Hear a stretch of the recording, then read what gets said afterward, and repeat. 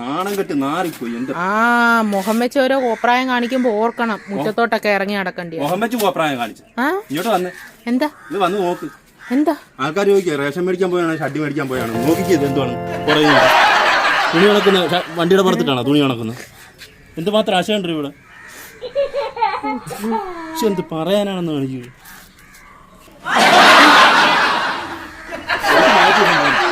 നിങ്ങളുടെ തന്നെ അത് ഞാനൊരു കാര്യം ചെയ്യട്ടെ. കണ്ണു അടച്ചോണ്ടാണോ വണ്ടിയിലോട്ട് കയറിയത്? നല്ല ഷഡ്ഡിയല്ലോ എടുത്തിട്ടിരിക്കുന്നത്. അത് ഇടുന്ന നിങ്ങളോട് ഞാൻ തിരിച്ചങ്ങോട്ട് ചോദിക്കണ്ടല്ലോ നല്ലത് വല്ല പറഞ്ഞത്.